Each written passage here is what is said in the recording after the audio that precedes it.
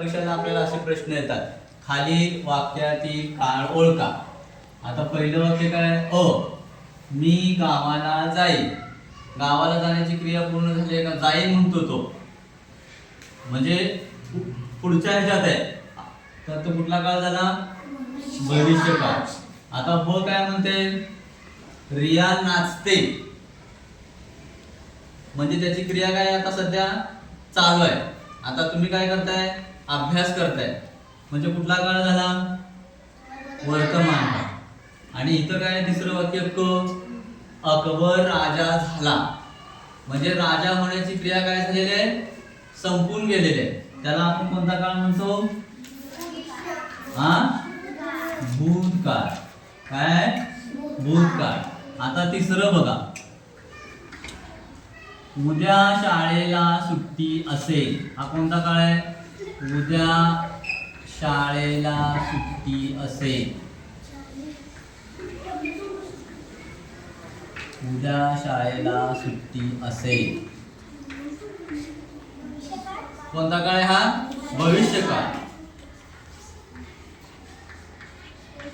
कोणता काळ आहे? भविष्य काळ. असे काळ ओळखा. यासाठी तुम्हाला काय असतात? प्रश्न असतात. आता हे अकबर राजा झाला, हे वाक्य जर असं आलं, अकबर राजा होईल.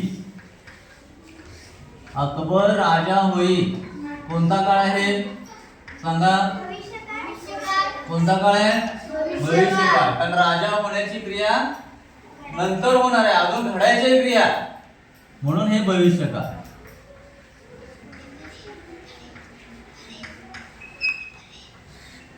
तिसरं, काल पाऊस पडला.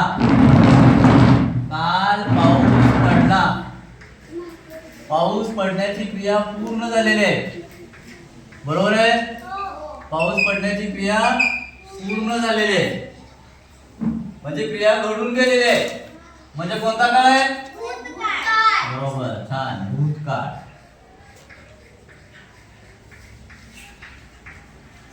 क्रिया काय झालेली आहे? घडून गेलेली आहे. चौथं, बाळ अंगणात खेळते. कोणता काळ ओळखा? बाळ अंगणात खेळते. आता खेळण्याची क्रिया तिथे चालू आहे. बरोबर आहे? कोणता काळ आहे? वर्तमान काळ. अजून एक वर्तमान काळाचं वाक्य सांगा तुमच्याकडचं. बोला.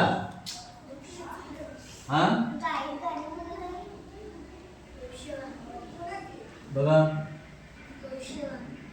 मुले मैदानात खेळत आहे. बरोबर, मुले मैदानात खेळत आहे. मुले मैदानात खेळत आहे, हे कोणता काळ आहे? वर्तमान काळ.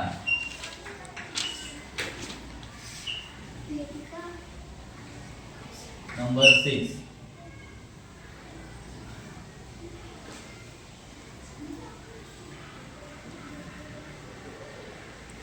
सीमाने आंबा खाल्ला. कोणता काळ आहे सांगा? खाण्याची क्रिया पूर्ण झालेली आहे, आंबा खाऊन झालेला आहे. सीमाने आंबा खाल्ला, कोणता काळ आहे? खाण्याची क्रिया पूर्ण झालेली आहे. कोणता काळ आहे? भूतकाळ. क्रिया घडून गेले. आता एक लक्षात ठेवा, क्रिया आता सध्या होत असेल, चालू असेल तर कोणता काळ? वर्तमान काळ. क्रिया संपली असेल तर भूतकाळ. आणि क्रिया उद्या परवा होणार असेल तर कोणता काळ? भविष्य काळ. मग आता इथं बघा, मी 3 काळ लिहितो. वर्तमान काळ काय असते? याच्यामध्ये क्रिया आता चालू असते, आहे का नाही? क्रिया घडत असते, सध्या क्रिया चालू असते सद्यस्थितीला. बरोबर? आता तुम्ही अभ्यास करताय, तुम्ही बसताय, तुम्ही वाचताय, हे सगळं आपण इथं बसलोय, हे सगळं कुठल्या काळात झालं? कळतंय का? वर्तमान काळात झालं. आणि काल अभ्यास केला, काल खेळला, हे सगळं कसं झालं? भूतकाळ. भूतकाळात काय असते? क्रिया घडून गेलेली असते. क्रिया घडून गेलेली असते. क्रिया घडून गेलेली असते. आणि भविष्य काळात काय रे?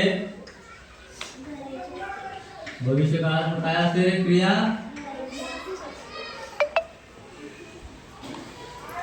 भविष्य काळात काय होत असते? क्रिया अजून घडायची असते. क्रिया म्हणजे तुम्ही वाचणार, अभ्यासणार, खाणार. क्रिया अजून घडायची असते. घडायची असते. म्हणजे आपलं आता वनभोजन सोमवारी आहे. कुठला काळ येणार?